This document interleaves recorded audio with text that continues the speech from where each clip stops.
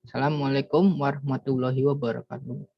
Perkenalkan, nama saya Muhammad Rizky Febrianto dengan NIM 19020032 dari kelas Fire and Safety A angkatan 19. Saya di sini akan mempresentasikan hasil tugas UTS presentasi.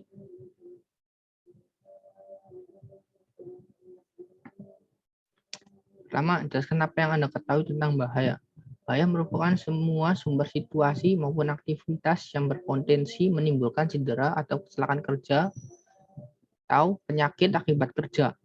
Bahaya juga dapat diartikan sebagai suatu kegiatan, situasi maupun zat yang dapat menyebabkan kerugian baik fisik maupun mental seseorang. Bahaya dibagi menjadi dua faktor, yaitu bahaya keselamatan dan bahaya kesehatan. Yaitu bahaya keselamatan ialah suatu potensi bahaya yang dapat menimbulkan resiko langsung yang dapat mengakibatkan kecelakaan langsung sehingga menimbulkan cedera seperti luka bakar, luka sayat, patah tulang, cedera punggung, atau bahkan kematian. Bahaya kesehatan merupakan potensi bahaya yang menimbulkan dampak jangka panjang pada kesehatan atau bahkan menyebabkan sakit akibat kerja, misalnya saja kehilangan pendengaran karena suara yang berisik, terjadinya masalah pernapasan yang disebabkan oleh paparan zat kimia atau bahkan cedera sendi. 2. Jelaskan apa yang Anda ketahui tentang bahaya fisik. Bahaya fisik atau hazard fisik adalah potensi bahaya yang disebabkan oleh faktor fisik dari seseorang yang sedang melakukan pekerjaan. Hazard fisik erat sekali berhubungannya dengan manusia. Kita sendiri pun terkadang adalah sumber masalah dari permasalahan yang terjadi. Manajemen kegiatan adalah salah satu cara untuk mengendalikan hazard yang muncul ini. Bahaya fisik dapat menjadi faktor atau keadaan yang dapat menyebabkan bahaya tanpa atau dengan adanya kontak. Biasanya bahaya fisik diklarifikasikan sebagai bahaya lingkungan atau pekerjaan, radiasi tekanan, panas dan dingin, getaran, dan kebisingan misalnya adalah jenis bahaya fisik. 3. Jelaskan apa itu identifikasi dan pengenalan bahaya. Identifikasi bahaya adalah upaya untuk mengetahui, mengenal, dan memperkirakan adanya bahaya pada suatu sistem, seperti peralatan, tempat kerja, proses kerja, prosedur, dan lain-lain. Kemudian pengenalan bahaya adalah proses penilaian suatu risiko dengan membandingkan tingkat atau kriteria risiko yang telah ditetapkan untuk menentukan prioritas pengendalian bahaya yang sudah diidentifikasi. Identifikasi bahaya dan penilaian risiko merupakan salah satu tahap perencanaan dalam sistem manajemen keselamatan kesehatan kerja atau SMK 3 yang diwajibkan dalam standar ISO 45001 tahun 2018 maupun standar PP nomor 50 tahun 2012 terkait SMK 3. 4. Sebutkan dan jelaskan menurut Anda hierarki pengendalian. Hierarki pengendalian risiko dijelaskan pada poin A.8.1.2 dari ISO 45001 tentang sistem manajemen keselamatan dan kesehatan kerja. Hierarki pengendalian risiko ini merupakan hal dasar yang harus dipahami oleh seluruh praktisi keselamatan dan kesehatan kerja karena akan menjadi dasar dalam pengambilan keputusan terkait dengan pengendalian risiko kelak. Ada 5 tahap hierarki pengendalian risiko. Tahap hierarki pengendalian risiko berdasarkan ISO 45001. Pertama adalah eliminasi.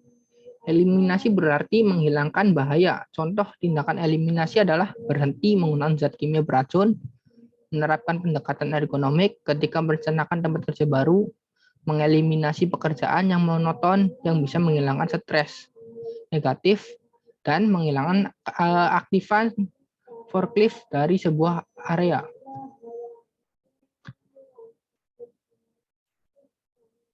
Yang kedua, substitusi. Substitusi berarti mengganti suatu bahaya dengan suatu yang memiliki bahaya lebih sedikit. Contoh tindakan substitusi adalah mengganti aduan konsumen dari telepon ke online, mengganti cat dari berbasis solvent ke berbasis air, mengganti lantai yang berbahan licin ke yang tidak licin, dan menurunkan voltase dari sebuah peralatan. Ketiga, rekayasa teknik reorganisasi dan dari pekerja atau keduanya. Tahap rekayasa ini teknik, dan regulasi dari pekerjaan merupakan tahap untuk memberikan perlindungan pekerja secara kolektif.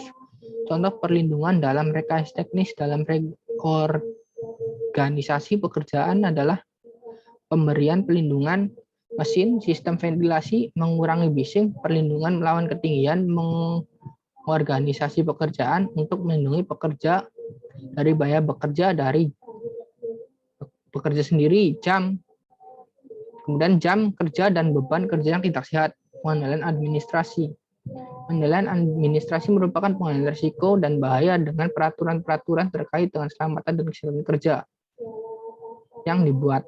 Contoh pengendalian administrasi adalah melaksanakan inspeksi keselamatan terhadap peralatan secara periodik, melaksanakan pelatihan, mengatur keselamatan dan kesehatan kerja pada aktivitas kontraktor, melaksanakan safety induction.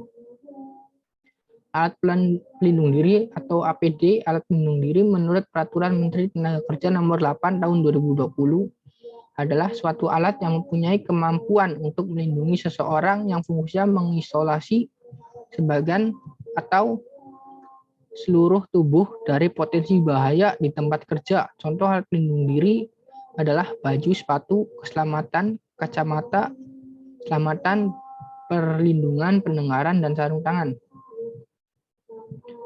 Yang kelima, sebutkan bahaya apa saja jika mengabaikan standar pencahayaan dalam ruang kelas kurang dari 1000 lux.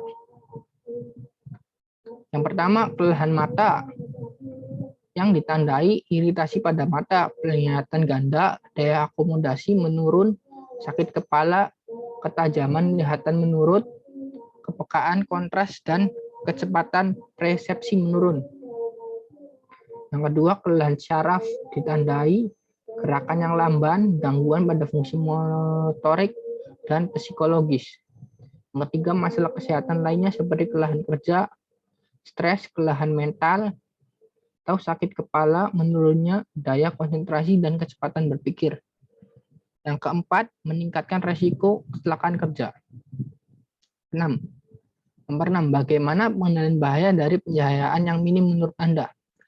Pengendaliannya adalah dengan cara menerapkan standar pencahayaan menurut Sumakmur tahun 2009 menyebutkan bahwa kebutuhan intensitas penerangan bergantung jenis pekerjaan yang dilakukan pekerja, membutuhkan ketelitian tinggi dan pencahayaan yang di ruang yang memadai.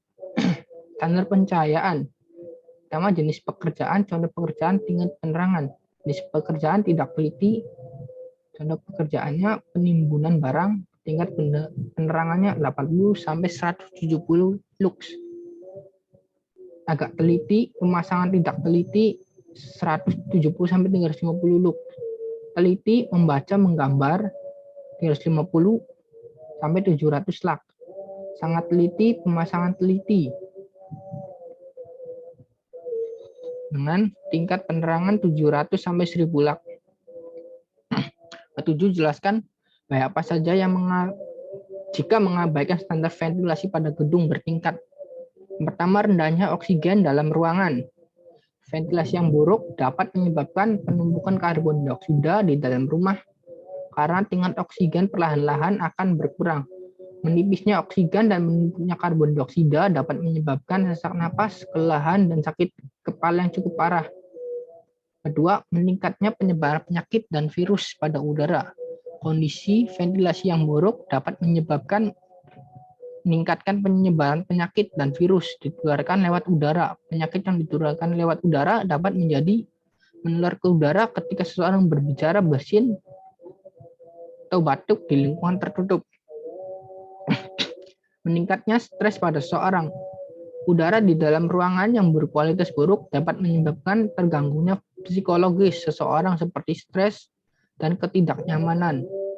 Tekanan psikologis mampu menimbulkan risiko yang sangat serius bagi kesehatan seseorang.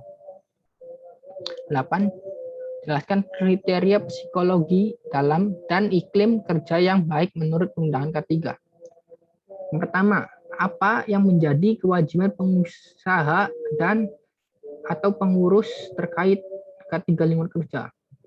Dalam pasal 2 dan 3 dijelaskan secara gamblang bahwa setiap pengusaha dan atau pengurus wajib melaksanakan syarat-syarat K3 lingkungan kerja. Syarat K3 lingkungan kerja tersebut meliputi pengendalian faktor fisika dan kimia agar berada di bawah NAB, pengendalian faktor biologi, faktor ergonomi, dan faktor psikologi kerja agar memenuhi standar, penyediaan fasilitas kebersihan dan sarana hygiene di tempat kerja yang bersih dan sehat.